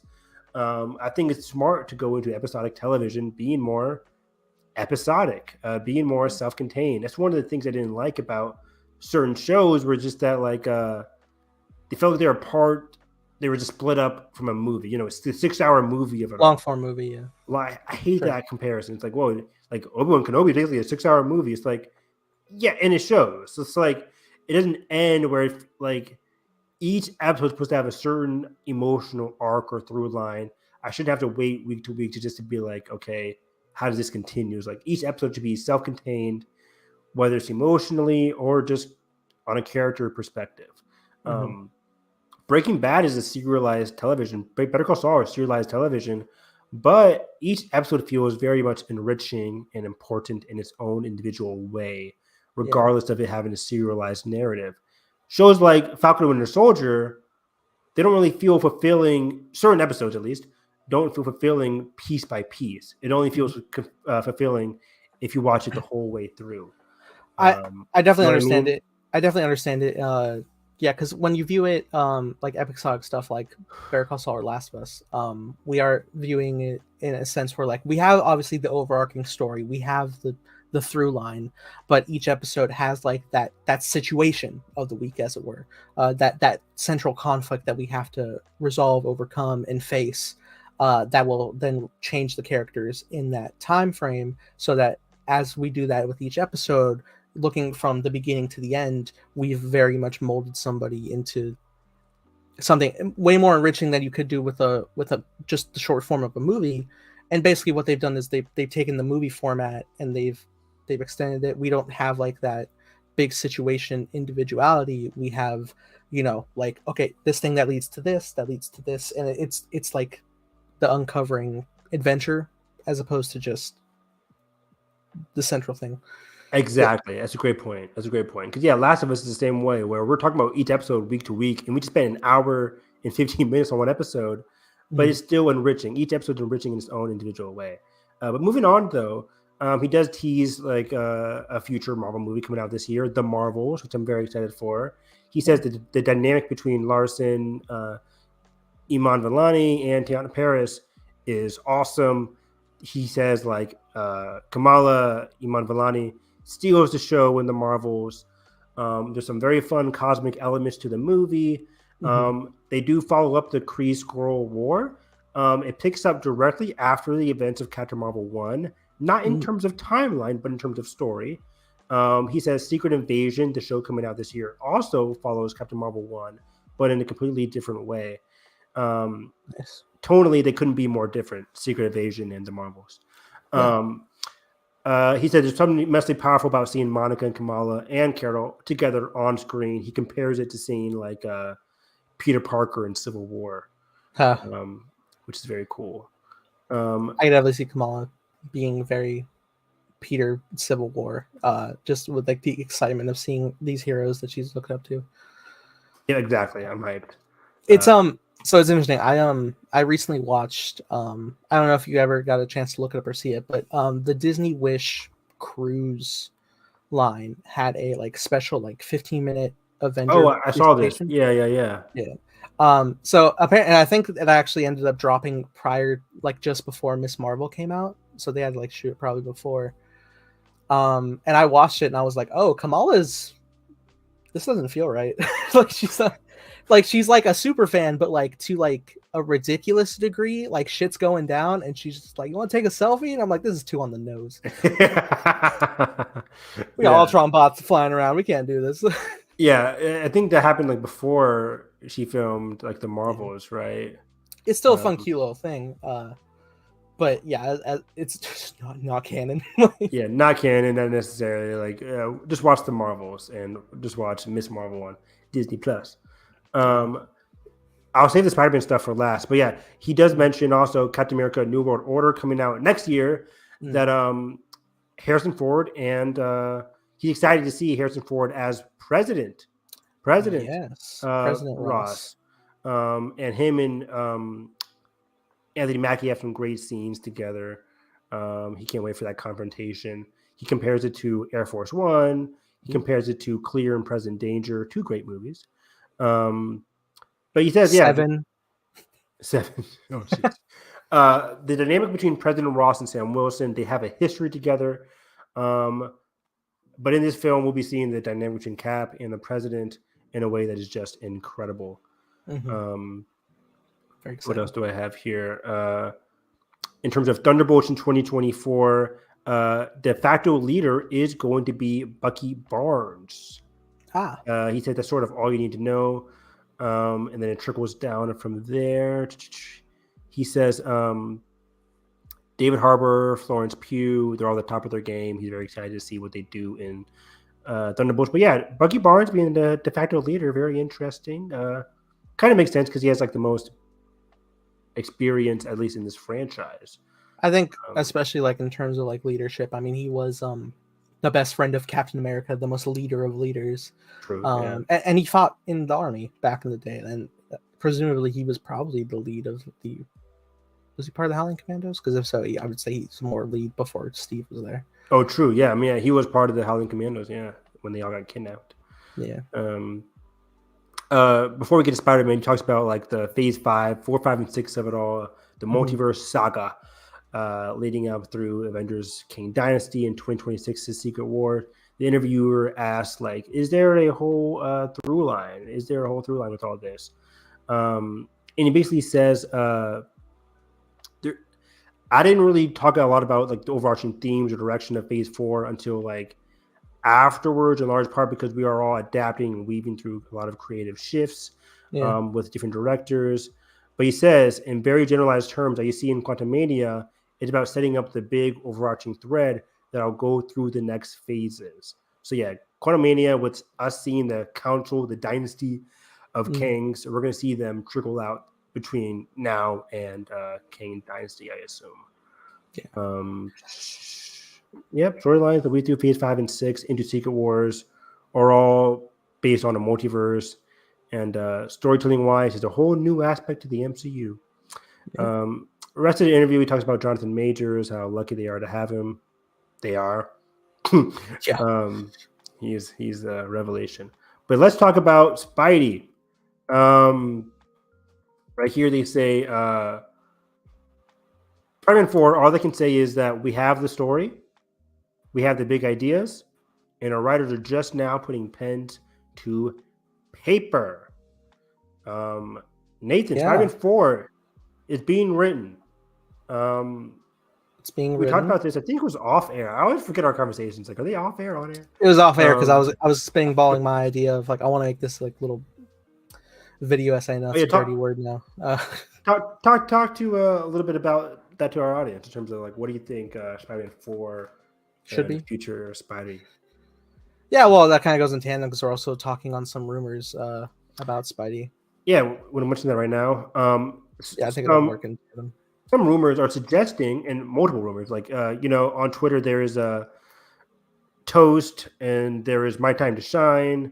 There's also Ember. These comic book scoopers who have a good track record have said Tom Holland is the lead in Avengers King Dynasty, and they referenced how Destin Daniel Cretton's director of Shang-Chi and King Dynasty's favorite superhero is Spider-Man, which I mean goes for a lot of people in the world.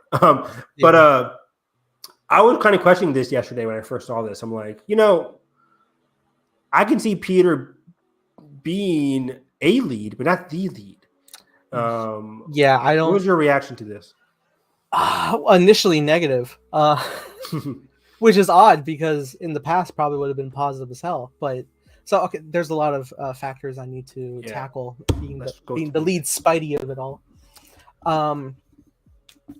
The way No Way Home ends really resets Peter to a more street level disconnect from everybody. Now, granted, in the history of the world, since Peter Parker was erased from everybody, people still are aware of Spider-Man. The Avengers are still aware they fought with Spider-Man. Doctor Strange confirms as much in his movie taking place afterward.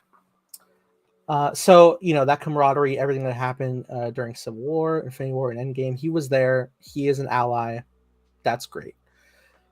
But being a team leader, I don't know. It's weird because I don't know what the roster is of Kang Dynasty, Either way, we do know our roster. We don't know this at all, but our roster is going to have to consist of characters from Phase 4. Yeah, right? And mostly. What trips me up is like I know damn well Captain America is going to be in this movie. Sam Wilson, he has to be the leader. Sam Wilson and Captain Marvel. Captain Marvel, they have the most seniority, I feel. Prior to the death of Chadwick Boseman, I figured like our top three got to be Black Panther, Marvel, and Wilson in terms of like our top three like replacements for Thor, Tony, and Cap. And I'm like, now at least we have Doctor Strange. Even though Strange is more cosmic, he's not even an official Avenger. But, I feel like it's weird. Like the whole title of Avenger is like, if you're an ally that fought with you, you would argue like, honorary you're an Avenger. But mostly Steven's not hanging out with them. He comes in for the betterment of our reality. Exactly. So I don't even include Steven. But yeah, Sam Wilson's going to be leading this.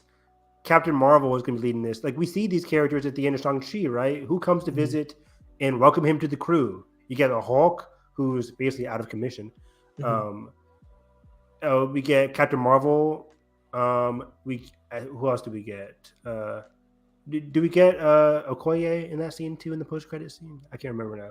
For Shang-Chi? For Shang-Chi. Is it just Shang-Chi is just Bruce in a sling and Captain Marvel? Captain Marvel. And there's somebody else, I thought. Wong is there. Wong, that's who it was. Yeah, thank you. That's it. Like Wong has, I think we're at the Sanctum with Wong, and on hologram are Bruce and Carol. Good call. Yes. Thank you. And by that point, Bruce has like his arm has healed, and he's back in Hulk form by the end of She-Hulk. Yeah, but I always figure like we're not going to see Hulk be in super big battles anymore, right? He's still just smart Hulk. I mean, maybe we could. He still has his power. It's just his power. He's sophisticated about it. Yeah. So yeah, I always figured like Sam Wilson, maybe in Captain America 4, we'll see the start of the Avengers growing. I don't know about these Thunderbolts. I mean, yeah, Thunderbolts is happening because like Thunderbolts takes away some players from Phase 4. It takes away Yelena Belova. It takes away a Bucky Barnes. It takes away a Red, whatever her name is, David Harbour's character, Red Guardian. Unless I can honestly see that being like a situation which is not dissimilar to the actual start of before the assembling of our true Avengers.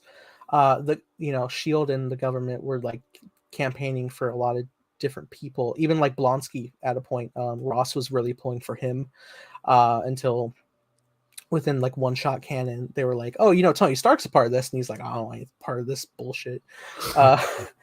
So I can imagine them trying again, especially if Ross is the president, and if he's like, all right, these reckless Avengers, let me like lock down people who I think could actually be good for our personal use, and that creates the Thunderbolts. And then throughout the course of the film, they'll break away from loyalty to government to more loyalty to the better cause of what's right, which is what the Avengers fight for. I don't know how much John Walker would fit into that. It feels weird. I don't know where they're going with that. It's weird. Yeah, we'll see. But the rest of them I can see totally being helped out for Avengers. And I think, we also have to get the whole evil notion of what's her name? Julia Dreyfus's character. She's gonna be like an antagonist as well in that. But it's weird right now because we don't even know, like, even within some movies, they're like in No Way Home, like on the school morning report, they're like, are the Avengers still a thing? Like, what's going on here? Like, we don't know what the roster is. Somebody mentioned this on Twitter, and I kind of agree. It's kind of upsetting that our next Avengers movie is, boom, Kang Dynasty. I'm like, what I love about the Avengers in the comic books is that some scenes, and I think I forget the person I mentioned on Twitter, but like Age of Ultron's, while it's not my favorite Age of Avengers movie, we get a great first half of them just chilling, being a team together. They're just drinking, holding the hammer. Beautiful stuff. The farm. We're not gonna be able to get that in Kang Dynasty. Like I want to see these new characters that we met, like a Shang-Chi, a Yelena, Captain Marvel, them just being cool, being humans. Yeah. I don't want to thrust them into a multiversal battle with a council of kings right from the jump. What's especially great is like when we are at a point like that in Age of Ultron, we have gone through many adventures with our heroes. Like at that point, we have a full Iron Man trilogy. We have a couple Cap films, a couple Thor films. We have Black Widow in Avengers, Iron Man 2 and Iron Man 2. Hawkeye, pretty exclusively to the Avenger films, bar a cameo in Thor. But we have that. I think is like kind of an issue with like the layout of the current phases leading up to these big events.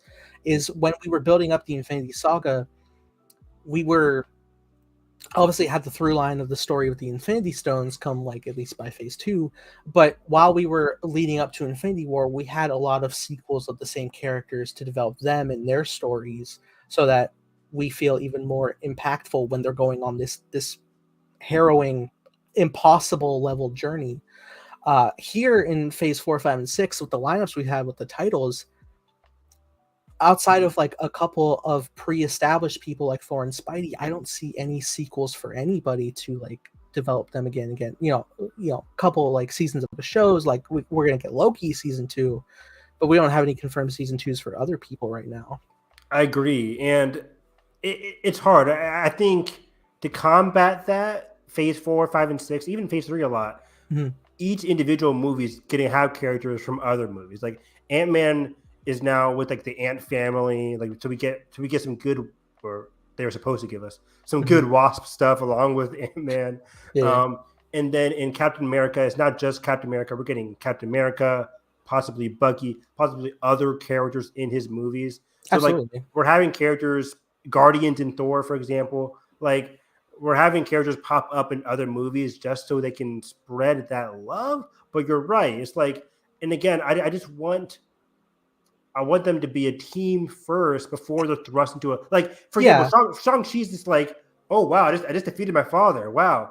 And then his next movie is like, hey, Avengers. Can you go fight some Kangs? I was like, whoa, wait, like, that's the troubling thing. Like, while like your argument there with sharing screen time around different projects definitely works in the context at least like of the Avengers we've been fighting for. Like we had the Falcon Winter Soldier show, but we've been with Sam since 2014. We've been with Bucky since 2011. So if they're around, obviously we have camaraderie with them. We've been through so much with them. That's great. But when you have newcomers like Shang-Chi or the Eternals or who else is new right now? I mean, on an other side of that, we get Miss Marvel, which I think has the benefit of having TV show and the Marvels, so that works great. In what you were saying. But yeah, I think she's a rare instance because Haley Steinfeld's screwed, right? Like, where is she? God. Remember the rumor in Thunderbolts? I don't know. Yeah, she's supposed to be in Hawkeye, and I don't think she's gonna. I hope she's in Kang Dynasty and Secret Wars. I wouldn't see why not. But again, if she is, we see her in one show, and then it's like, hey, now go fight some Kangs. Again, it's the instance of like they're not having the time to breathe after their origin, and to get like to see them in the next Avengers. Like, can we see them? I need to see these new people at least one more time before we go into like the big stuff, So I would hope they like come together as a team, then they fight Kang, and then Secret Wars they continue to fight Kang, but they're more like post getting to know each other, hopefully. So maybe Kang Dynasty can work as like an Avengers 1 in an instance where they're like, hey, what's up, Shang-Chi? We're doing this. And then it ramps up to fighting Kang. And then in Secret Wars. But then I'm nervous too because Secret Wars is supposed to have like everyone. So you're having Hugh Jackman, Professor X, Tobey Maguire again. So it's like it's going to be too crowded to get the stuff that we want, which is more time with these new characters that we love now. We like a lot of the characters that gave us in Phase 4, like a Shang-Chi, Hawk, Kate Bishop, Yelena. Like, we like these new characters, but give us time with them. And I don't know if they're going to give us enough. So this is tricky. Let's go back to Spidey, where we started. Spider-Man, yeah. Spider-Man. How did we bridge off? We were talking about him being the lead, but then we talked about like the Avengers themselves. We were like, what about Sam? And then we spiraled. Spider-Man being the lead potentially in Kang Dynasty. Well, emotionally, that works. Thematically, throws me off. Throws us off because of where he is. Now, granted, I don't know where he's going to be because also it's presuming that they're going to have Spidey 4. There was a rumored date. We kind of talked about this off air too, where we were like, I think Spider-Man 4 is going to come out in 2025 because they're writing it now, which means it's going to take all year to write. Sure. They'll film it in 2024 for it to come out in 2025, presumably after that June or July after Kang Dynasty, which is May 2025. So that's just that doesn't work for me if he's the lead in Kang Dynasty because I feel like if you're you're right. If you're gonna bring him to a level of someone who's like big old leader, and then what we're gonna hop back into 4 in between Secret Wars and Kang Dynasty, like because the guy with the rumors also said like Spider-Man 4 takes place before Secret Wars, which I thought was duh because Secret Wars is all the way in 2026. Yeah. So now maybe they'll put Spider-Man 4 and like the beginning of the year before the summer, but that's an interesting spot for Spidey. Yeah, I can't remember the dates now, but 2024 we already know to be Fantastic Four. No, 2024. I think that Fantastic Four got moved to 2025. Oh, that's right. Okay. But 2024 is going to be Deadpool, Blade, and Deadpool, Blade, Captain America, and Thunderbolts. Is there 4 movies next year? Maybe. Because Wow. American Thunderbolts were going like hand in hand. Captain America's May, Thunderbolts is July, Blade is September, and I think Deadpool now has that November slot. So yeah, that's 4 movies next year. Jeez, talk about taking a break. Well, show-wise. And then Fantastic Four will be that February 2025, leading into King Dynasty in May, 3 months later. Where's Ironheart? Where's Ironheart? Yeah. Oh my god. So yeah, I feel like that can only work if you have Spider-Man 4 before King Dynasty, and you need to like establish Peter's new setting, new connections with people. Which we just said is not happening now. So you're right. Well, again, he can't be the freaking lead. He has to be a lead. Again, he was a lead in Infinity War. He had a lot of scenes in Infinity War, but like he had probably the same amount of scenes as like the Guardians. So like they're not leads, but they're not leads. Like Infinity War is kind of hard. I think you have like Tony, Doctor Strange, are basically like your main leads. Thor are basically your main leads. But Infinity War is just an amalgamation of people. So hopefully King Dynasty, he can just be that like, hey guys, I'm here to help kind of person. Because we get it. He's profitable, but. And I was trying to think, because I'm even like sitting here and I'm like, I had to sit with a second because I was like, can I, like, obviously I enjoy Avengers movies, but like Spidey is my favorite Avenger. And will I be cool if he's not like in it a lot? But like, I also got to remember Endgame is my favorite Avengers movie. Spidey has 3 minutes of screen time in that. But he is like such an emotional crux. And it's funny when I'm looking at, we're worried about like, will people have enough like time and camaraderie in these Avengers movies? And that I was pulling up this morning, what is the runtime or the screen time in minutes of each Avenger? And a lot of them are pretty low. Like the biggest in Endgame are like Steve and Tony are about a half hour. Thor is like 20 minutes, and everybody else is like 15 and below. Mm-hmm. It's wild. Yeah, but again, Endgame is like the end of it all, so it's fine. It's 3 hours. But like that's another thing is like the fact that there's so much movie and like they're only in that much. It's how you sprinkle them in, really. For sure, yeah, of course, it's how it's edited all together. But in terms of Spidey being a leader, just thematically, I don't know. Because again, if you're like ripping him away, he doesn't really have that Stark connection anymore. Like even like Happy remembers working with Spider-Man, but it doesn't seem like where they're leaving off that like that's still a connected thing. You have to you need Spider-Man 4 to establish where he's at, so I can have a proper assessment.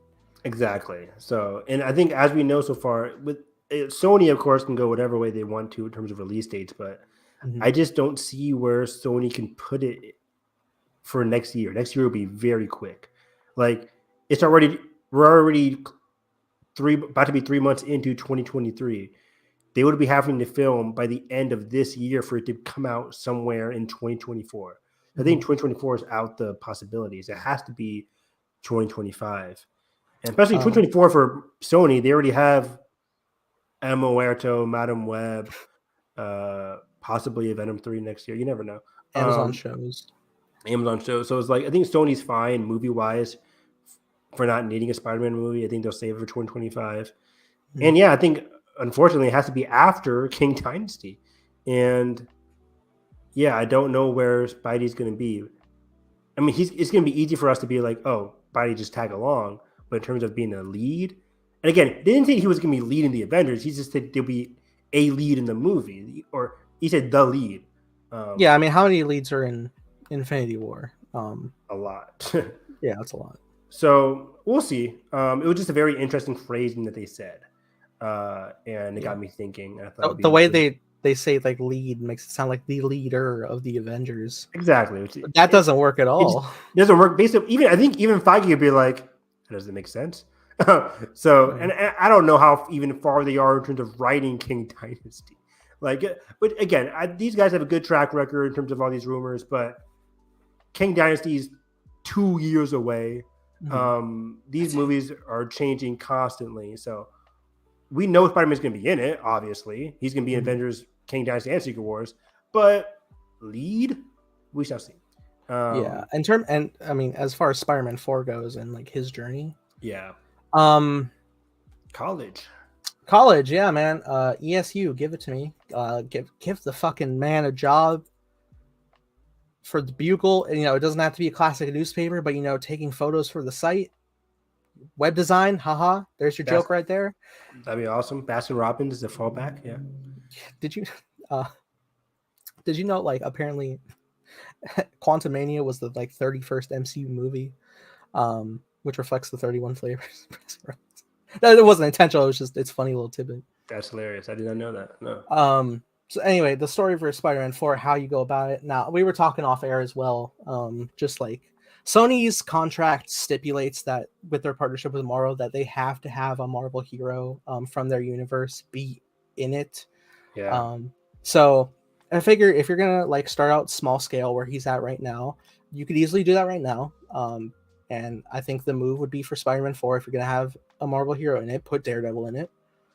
I mean, they already did that for No Way Home for a tiny bit, but if you want to expand upon that for his low level status, you could do that. Have a Kingpin story. That'd be fun.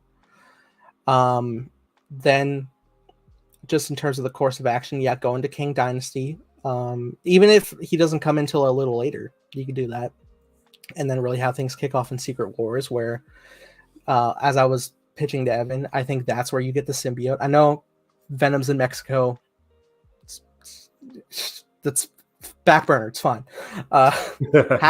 Because I think it's smart if you have him get a symbiote in Secret Wars like in the comics. Then when you have Spider-Man 5, have him have the symbiote, and who runs the test of the symbiotes but Reed Richards, who's a member of the Fantastic Four, who you can have feature in Spidey 5. And in terms of all the Marvel heroes that he has connections to, the Fantastic Four is another family to Spidey in the comics. That is like the best people you can have attached in a Spidey project. So you do that there, and then tell the symbiote story for 5.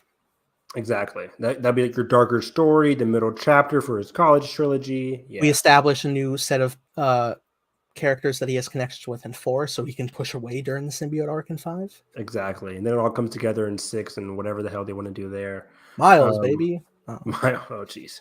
So yeah, you never really know. But yeah, that's a great idea for 4 and 5. I really like that. People just dream of the Spider-Man interacting with the Fantastic Four, which we're probably going to get interactions in Kang Dynasty between all of them. Absolutely. So I can't wait to see them again in a possible Spider-Man 5 if they want to do that. But yeah, I'm also with you. The whole symbiote thing, leaving it in Mexico, was dumb. Now, also, Sony's not too shy at just ignoring the end credit scenes they had. You remember Scorpion? Yeah, that was weird. Michael Mando. Hell, make him a mercenary for hire by Kingpin and Spidey 4 with Daredevil. There you go. That'd be fun. Yeah, don't waste Michael Mando. He's great in Better Call Saul. Oh, he's so good. I was really taken because he's good in Breaking Bad, but he's super expanded upon Better Call Saul. Great acting, great character. Exactly. Yeah, that's about it. Spider-Man comic book news. Looking at the other movie news I have here, that's pretty much it. Yeah, can't think of anything else. This was a fun one. Nearly 2 hours. Last of Us, Spider-Man, comic books. What more can you ask for? The roster. I know you don't want to give a roster for Avengers, so you don't spoil who makes it out of individual projects. But also, if you're not going to have sequels to some characters, yeah, and again, does it matter? It doesn't. Yeah, right. And again, yeah, that's something I'm very curious about. Maybe it's answered in Captain America 4. Maybe that's our first look in Cap 4. We'll see. Mayhaps. Maybe at the end of the Marvels. You never know. Also, majority of the Phase 6 slate is blank. We don't know what's under there, what's under the hood. So we'll see. They could always add stuff if they want. When does Phase 6 start? With Fantastic Four? At this point now, I think. Yeah. Thunderbolts concludes Phase 5. So yeah. So if Fantastic Four, or I guess it'll be Deadpool technically that now concludes phase 5 in a way. I guess so, yeah. What's that November 2024 date? But yeah, 2025 we're gonna get Fantastic Four, King Dynasty. Then it just says next year the Secret Wars. There's a whole bunch of gaps that we don't know about. Maybe that can be a Shang-Chi too. And they've honestly just like the fact that they pushed Secret Wars a year instead of being within the same year, which was an insane mentality that we had at the time. We were like, how are they going to do that? I was like, oh, but now you have more rooms to insert other movies to expand some stuff if you'd like. Which is again going to help with our complaints about like not being a good team, a family team before Crisis hits. Evan, do we get a mutant project? Not until after Secret Wars, yeah, no. After Secret Wars. I'm still on no mutants in Secret Wars. Well, I mean, mutants in the sense of like a Miss Marvel or a Fantastic Four, those kinds of or things. Like the the multiverse ones we know. Yeah, multiverse, like Hugh Jackman. But like besides that, no like organic X-Men team until after Secret Wars. Yeah. Okay. I think that's the way to go. What's the conflict after Kang? Where do we go? Doctor Doom, if they're smart. World War Hulk. Are they doing Doctor Doom if they're smart? It's definitely Doctor Doom for sure. I initially thought that they were going to start, but nope. But all right. But then the begs, who's going to be our villain in Fantastic Four? I don't know. Could it be Doom still? I doubt it. I don't think it's Doom. Galactus, I think I was hearing rumbles. Oh, yeah, I heard about that too. That could be interesting. That'd be an easy multiversal thing to do. Yeah, if you want to do cosmic. I still don't know if they're going to... I think there was a rumor at a time where it was like they're getting pulled from old time to the present day, which could be fun. I think that's gone now, right? Probably. I don't know. Well, we don't know anything. We don't know anything. I would like... Can I get a cast? Can I... but Evan, where can they find you? Harris, EV9, watching anime, watching The Last of Us every Sunday, doing a lot of podcasts. But yeah, that's pretty much it. Harris, EV9. Follow me at _TimeBlazer. Making a show called Time Blazer. Me and Evan the creative consultant. This podcast is just solidifying that position for him because we tend to bang out great ideas. I think. Yeah. On and off air, yeah. Yeah, baby. So, yeah, that being said, if you enjoyed our podcast, make sure you like button, subscribe, and ring the bell. So, you know, it's future episode reviews of The Last of Us, amongst other topics. And that being said, hope you have a great day. We'll catch you guys next time. Bye.